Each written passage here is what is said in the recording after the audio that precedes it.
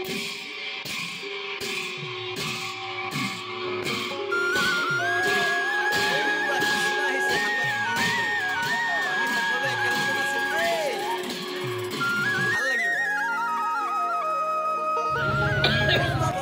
যে সত্ৰানুষ্ঠান বা আমাৰ ৰাইজৰ ৰাজহুৱা অনুষ্ঠানত যেতিয়া আমাৰ নাট এভাগ গোৱা হ'ব বুলি কয়, এইকাৰণে কোৱা হয় যে ই গীতিধৰ আৰু ইয়াৰ ভাষা আছিল ব্ৰজাৱলী।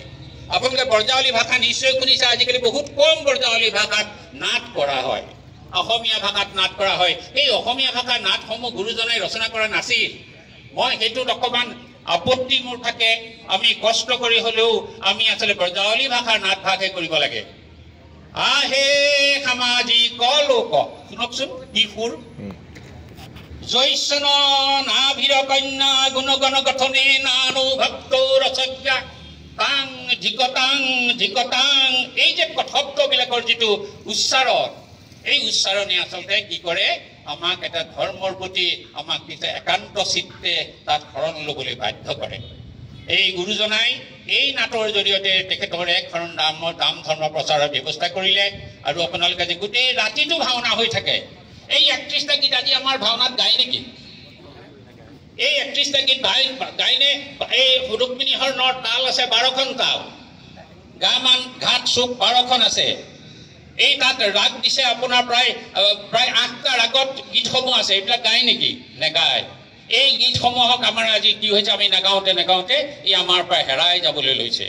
গতিকে আমাৰ কৈলাংশৰ মানুহলৈকে যিসমূহ গীত ৰাগ আৰু বাজনা দিছে, এই সমস্তখিনিক আমি আচলতে আমাৰ ভাওনা সমাৰোহত যদি আমি দেখা পাওঁ, তেতিয়াহ'লে আমি আনন্দিত হ'ম। আৰু এই ব্ৰজাৱলী ভাষাৰে আচলতে নাট কৰিবৰ বাবে সকলোকে উৎসাহিত কৰিব লাগে, তেনেধৰণে শিকাব লাগে। আৰু আমাৰ যি নাট ভাগত আপোনাৰ ব্ৰজাৱলী ভাষা নহয়, গীতিছন্দত ৰচনা কৰা। আৰু এই গোটেইখিনি কথাত আপুনি যে সূত্ৰধাৰৰ গুৰুত্বটো, সূত্ৰধাৰ কেৱল মাত্ৰ অকল এটা নৃত্য কৰা ব্যক্তি নহয়, কিন্তু তেখেত নিজে নিজে বিশাৰদ, সংগীত বিশাৰদ, তেওঁ নৃত্যকাৰী, তেওঁ গোটেই এজন নাট্য পৰিচালক। আৰু তেখেতে আৰম্ভণিৰ পৰা শেষলৈকে সমস্ত নাটকখন তেখেতে পৰিচালনা কৰে। যিমানেই উপযুক্ত আৰু পাৰ্গত সূত্ৰধাৰ হ'ব, সিমানেই এই নাট ভাগৰ যিটো গতি, এই গতিটো অতি সুন্দৰভাৱে যাব। ইয়াত বহুত কথা ক'বলগীয়া আছে। মই বহুখিনি কথা নকওঁ, কাৰণ এতিয়া যথেষ্ট ৰ'দ, যথেষ্ট ৰাইজে এইখিনি সময় আমাক দিলে।